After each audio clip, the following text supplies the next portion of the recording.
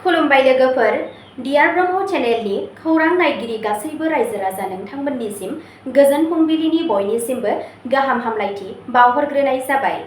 आं दिनै नोंथांमोननि सिगाङाव आरोबाव माखासे सानसेयारि खौरां लानानै फैबावलायबाय। आसा खालामो नोंथांमोनहा खौरांखौ खोनासंनानै मोजां मोनगोन आरो नोंथांमोनहा बेबादिनो सानफ्रोमबोनि गोदान गोदान खौरांनि आपडेट मोनबाय थानो थाखाय चेनेलखौ साबस्क्राइब खालामनानै लादो आरो खौरांखौ खोनासंनानै मोजां मोनोब्ला अन्नानै लाइक, शेयार आरो कमेन्टबो खालामनानै होलांब्लानो जाबाय। दिनैनि गाहाय रादाबफोराव दङ आलफा आइनि गागि दैदेनगिरि अरुणोदय एगजमआ म्यानमाराव गावखौ गथायबाय। आसामनि फारसे थांफिनदों। आसाम पुलिसआ माजबाटआव 11 लाख रांनि 110 किल'ग्राम गान्जा जब्द खालामो। आसाम पुलिसआ खावनाय मोसौ लानानै थांनाय गारिखौ जब्द खालामो। नलबारियाव सानै सुबुंखौ हमदों। रांगाभारायाव 24,000निबो बांसिन आइजोफोरा MMUS स्किमनि सिङाव हेफाजाब मोन्दों। आसाम पुलिसआ हर गेजेराव अपारेशनाव सा-7 बांलादेशनि नोगोरारिफोरखौ दैथायहरो। दिल्लीनि सासे सुबुङा बिब'नि फिसायखौ बुथारो, गोथै सह'खौ नालायाव गारहरदों। दुखुनांथाव जाथाय, सेंग्रा-सिख्लाखौ लांखारनायनि दायाव इउपिनि सासे सुबुं फख्रियाव गोथै सह' मोननाय जादों। दानिया फैदो आबुं रादाबाव। गिबि खौराङावनो दङ आलफा आइनि गागि दैदेनगिरि अरुणोदय एगजमआ म्यानमाराव गावखौ गथायबाय। आसामनि फारसे थांफिनदों। गोजोननि थाखाय मोनसे मख'जाथाव आगान लानानै आलफा इन्डिपेन्डेन्टनि गागि दैदेनगिरि अरुणोदय एगजम, जायनि गुबै मुङा बिजित गगৈ, म्यानमारनि भारत-म्यानमार सिमायाव गावखौ गथायबाय। बिथाङा डिब्रुगड़नि चाबुवानि थागिबि आरो सिगां हान्जानि रांखान्थि नेहाथारि महरै खामानि मावदोंमोन।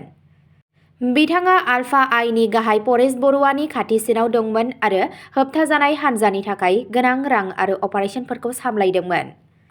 बिथांखौ गथायनायनि उनाव पुलिसनि मोनसे हान्जाया बिथांखौ आसामसिम लानानै थांफिनो। मिरु एजेन्सिफोरा थिरांथा लानाय बादियै बिथांखौ दिल्लीयावबो सोंनाय फिननाय खालामनो हागौ। बिथांमोनहा फोथायो दि बेयो गोजोन सावरायनायखौ गोख्रै खालामनायाव मदद होनो हागौ आरो फैबाय थानाय सानफोराव गोबां आलफा सोद्रोमाफोरखौ गावखौ गथायनो थुलुंगा होनो हागौ। नैथि खौराङाव दङ आसाम पुलिसआ माजबाटआव 11 लाख रांनि 110 किल'ग्राम गान्जा जब्द खालामो।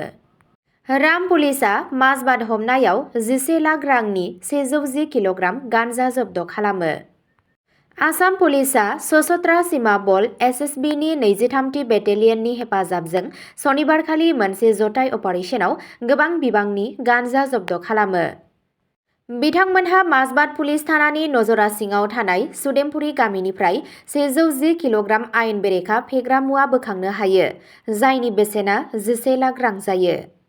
सिक्रेट टिप्सनि सायाव खामानि मावनानै हानजाया अरुणाचल प्रदेशनिफ्राय फैनाय मोनसे शिपमेन्टखौ हमनो हायो। साखाथिनि गोजोनपुरी गामिनि सासे दायनिगिरि 20 बोसोर बैसोनि थाजिम बसुमतारीखौ जायगायावनो हमनो हायो।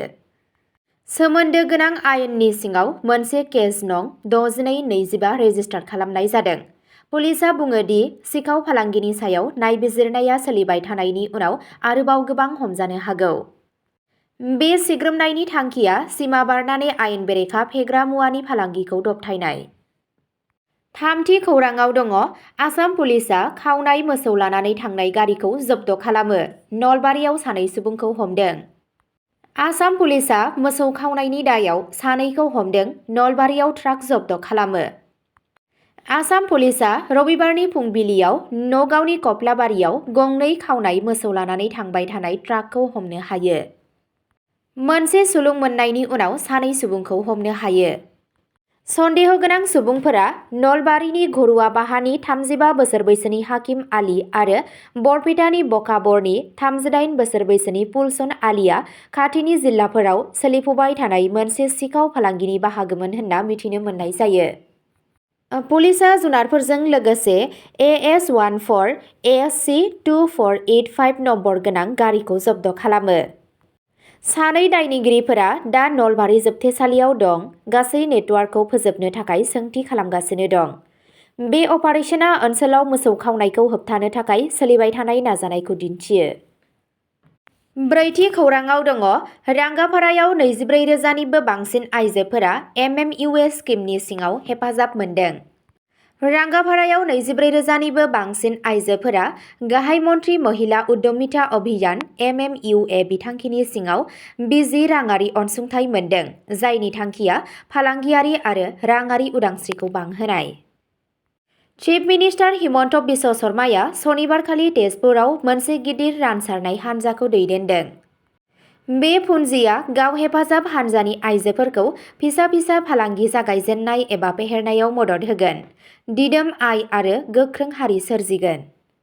बे हाबाफारिया गासै हादोरसायाव 40 लाख नखरफोरखौ गोख्रों खालामनायनि मोनसे गिदिर बिथांखिनि बाहागो। बे नाजानायनि गेजेरजों बे आइजोफोरा गावनि सानस्रिफोरखौ मोगथां जाफुंसारनायनि सल'फोराव सोलायनो थाखाय साखाफारा जादों। बाथि खौराङाव दङ आसाम पुलिसआ हर गेजेराव अपारेशनाव सा-7 बांलादेशनि नोगोरारिफोरखौ दैथायहरो।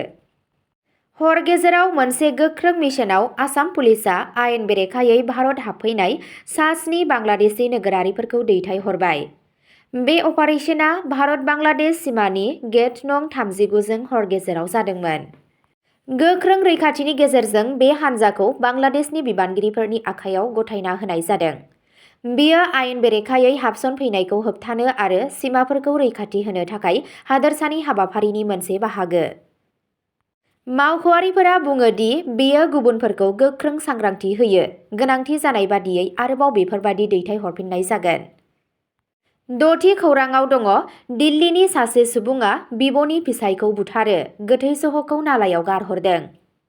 सा-सोनाब दिल्लीयाव सासे 35 बोसोर बैसोनि सुबुंखौ गावनि बिगुमैखौ बुथारनानै गोथै सह'खौ नालायाव गारहरनायनि दायाव हमनाय जादों।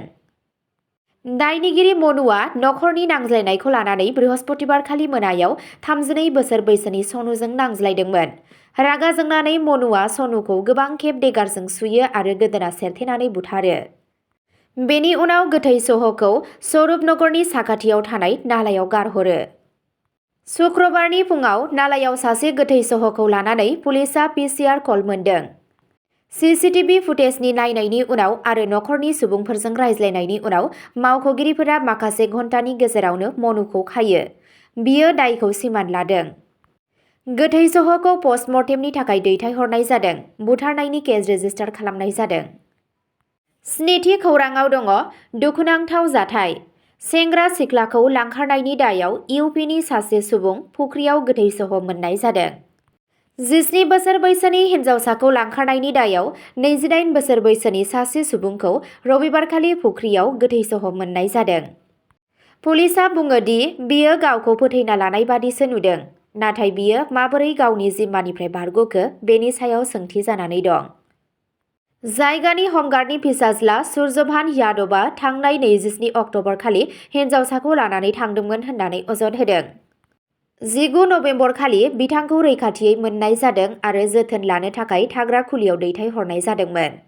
यादवखौ पुलिसआ बन्द'आव दोननाय जादोंमोन, नाथाय गोमादों।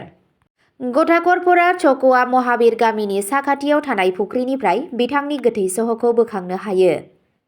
खाथियावनो पुलिसआ बिनि जि-जोम, सिनायथि बिलाइ, बेल्ट आरो 5 बिलाइनि गांसे बिलाइ मोनो। न'टआव यादवआ हिन्जावसानि नखरखौ दायनिगिरि खालामदों होननानै फोरमायदों। बियो बुंदों दि बियो बिखौ मोजां मोनो आरो जुदि बियो थाङो अब्ला गावखौ फोथैना लानायनि हुमखि होदों। एसपि अभिमन्यु मांगलिक बिथाङा बुङो दि बेबादि नुयो दि बिथाङा रागा जोंनानै गावनि जिउखौ फोजोबना लादों। पस्टमर्टेमनि उनाव जों आरोबाव मिथिबावगोन। पुलिसआ नायबिजिरनो बिथोन होदों आरो जुदि सोरबा मावख'गिरिया फिस्लायदोंब्ला बेनि सायाव राहा लानाय जागोन। बे जाथायनि सायाव दासिमबो नायबिजिरनाया सोलिगासिनो दं। अब्ला दिनैनि खौराङा एसेनोसै। गोजोन्थों।